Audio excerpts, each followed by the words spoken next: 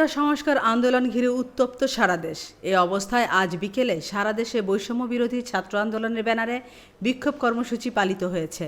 কর্মসূচি পালন করতে শিক্ষার্থীসহ আন্দোলনকে সমর্থন করেছে নানা পেশার মানুষ। রাজধানীর রামপুরা, বনশ্রী, মিরপুর 10 ও সায়েন্স ল্যাব, শহীদ মিনারে বিক্ষোভ প্রদর্শন করেছে শিক্ষার্থীরা। একই সঙ্গে আগামীকাল রোববার থেকে সর্বাত্মক অসহযোগ আন্দোলনের ডাক দেন তারা।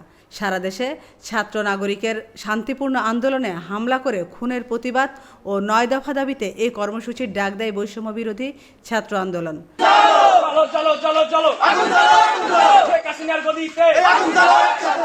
এদিকে বৃষ্টি উপেক্ষা করে কেন্দ্রীয় কর্মসূচির অংশ হিসেবে কোটা বৈষম্য বিরোধী ছাত্ররা ঝালুকাঠি প্রেস ক্লাবের সামনের সড়কে বিক্ষোভ ও প্রতিবাদ সমাবেশ করেছে। আমেনা ইসলাম, আজকের সংবাদ।